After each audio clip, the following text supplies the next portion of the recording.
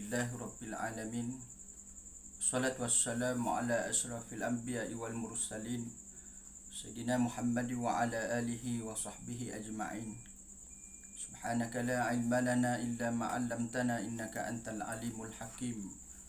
Rabbi syrah li sadri wa yassir li amri wahlul 'uqdatam bil lisani yafqahu qawli. Wala hawla wala quwwata illa billahil aliyil azim. Ba'da a'udzubillahi minasyaitonir rajim. Walau nasha'u latamasna ala a'yunihim fastabaqus sirata fa anna yubsirun. Sadaqallahul azim. Mata hati orang-orang yang menderhaka itu rosak. Dan kalau kami, yakni Allah Ta'ala kehendaki, kami berkuasa menghapuskan bentuk dan biji mata kepada mereka menjadi rata, sehingga masing-masing menerpa mencari jalan yang biasa mereka lalui. Kiranya dijadikan demikian, maka bagaimanakah mereka akan dapat melihatnya? Sadaqallahul azim. Alhamdulillah. Pertamanya kita merafakkan syukur kepada Allah Subhanahu wa Ta'ala. Pada waktu dan saat ketika ini Allah Ta'ala masih lagi memberi peluang kepada kita, nikmat kehidupan, nikmat kelapangan masa, nikmat kesihatan dan segala nikmat yang Allah Ta'ala bagi. Mudah-mudahan kita termasuk di kalangan orang yang bersyukur kepada Allah Subhanahu wa Ta'ala.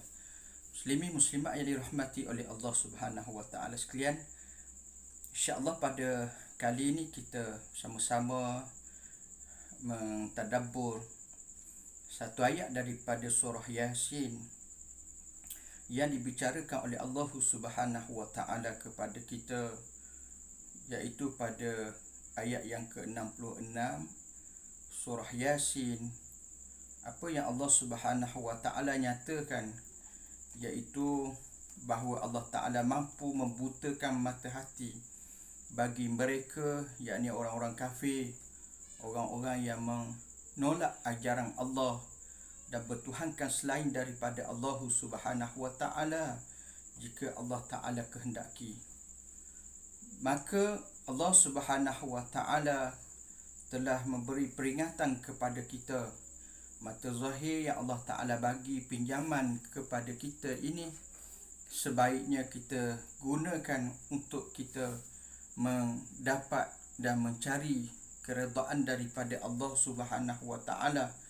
Bukan melihat perkara yang Allah Ta'ala buat, Allah Ta'ala ciptakan itu, masa yang sama kita menolak ataupun kita menyelewengkan bukti adanya keesaannya Allah Subhanahu wa Ta'ala.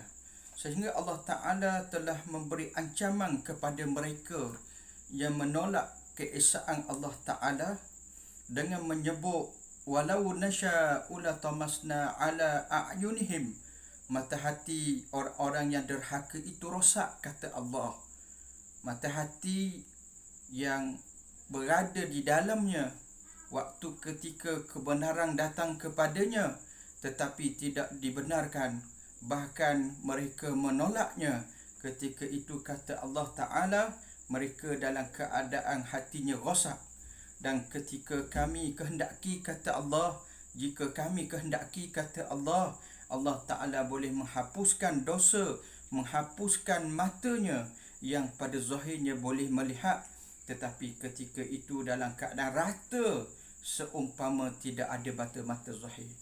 Simak yang dirahmati oleh Allah Subhanahu wa Ta'ala. Jadi oleh kerana itu, kita bagi orang mukmin berjaga dan waspadalah apabila Allah Ta'ala bagi kepada kita nikmat mata zahir. Jangan kita buat maksiat kepada Allah Subhanahu wa Ta'ala. Bahkan kita kena membersihkan mata zahir kita, melaksanakan segala tuntutan pada mata zahir, dan akhirnya mengundang keredaan daripada Allah dan menjauhi maksiat kepada Allah Ta'ala.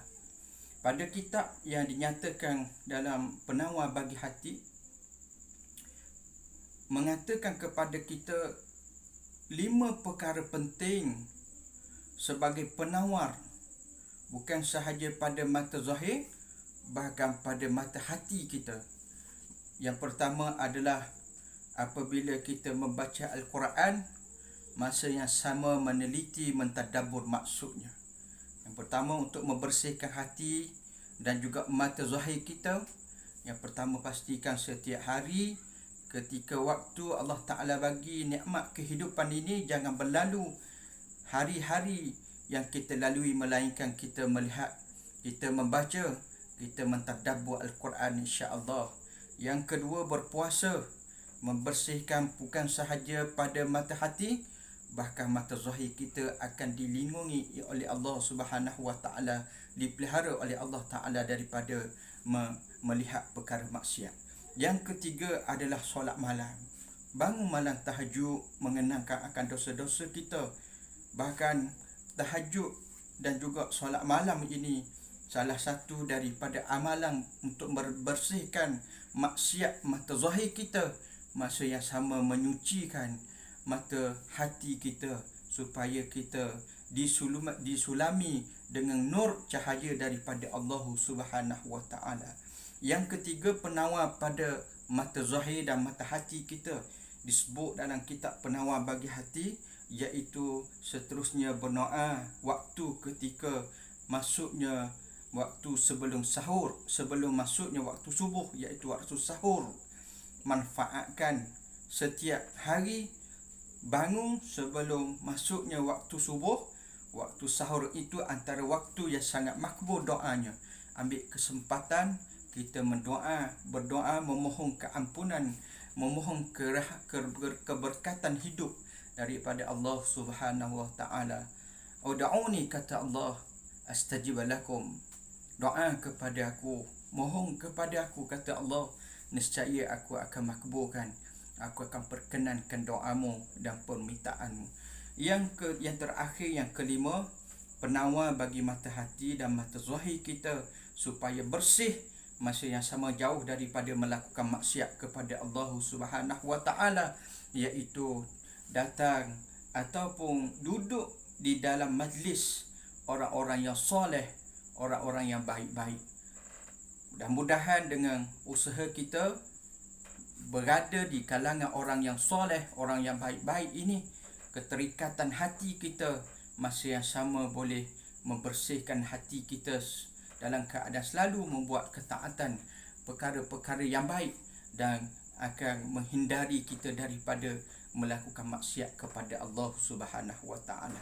5 perkara penting sebagai penawar untuk kita membersihkan mata hati kita, masa yang sama membersihkan mata zahir kita, supaya mata kita dijaga oleh Allah Subhanahu Wa Taala. Dan akhirnya, kemuncak kepada bersihnya mata hati dan mata zahir seseorang itu, Allah Subhanahu Wa Taala akan memberi petunjuk hidayah dalam kehidupannya, bukan sahaja dunia diredai oleh Allah Taala, bahkan akan mendapat kebahagiaan di akhirat kelak dengan hidayah.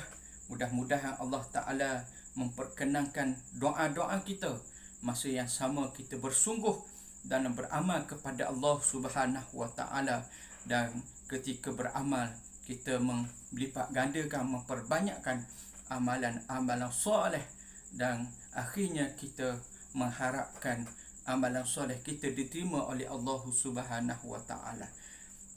Muslimin muslimat yang dirahmati oleh Allah Subhanahu Wa Taala, kesimpulan daripada perbicaraan kita pada kali ini berkait dengan ayat yang Allah Taala sebut, iaitu berkait dengan mata hati dan mata zahir kita. Allah Taala menyuruh dan menyeru supaya kita jangan sombong takabur apabila diberi kelebihan dan nikmat, yang mana mata hati kita dan mata zahir kita pada pandangan manusia adalah baik, disanjung, tetapi pada pandangan Allah Subhanahu Wa Taala itulah terlebih utama, dan jauhlah kita daripada perkara-perkara yang dimurkai oleh Allah Subhanahu Wa Taala. Oleh kerana itu, muslimin muslimat sekalian, penglihatan kita melalui mata zahir kita, masa yang sama sulutan daripada mata hati kita mestilah datangnya daripada bimbingan cahaya daripada Allah Subhanahu Wa Taala. Dan akhirnya apabila kita mendapat nur cahaya daripada Allah Subhanahu wa taala, nescaya ketika itu Allah Subhanahu wa taala akan memandu akal kita, mata hati kita dan mata zahir kita jauh daripada melakukan maksiat kepada Allah Subhanahu wa taala. Ma asabaka min hasanatin famin Allah wa ma asabaka min sayyi'atin famin nafsi. Aqulu qawli hadza wa astaghfirullah li wa lakum. Assalamualaikum warahmatullahi wabarakatuh.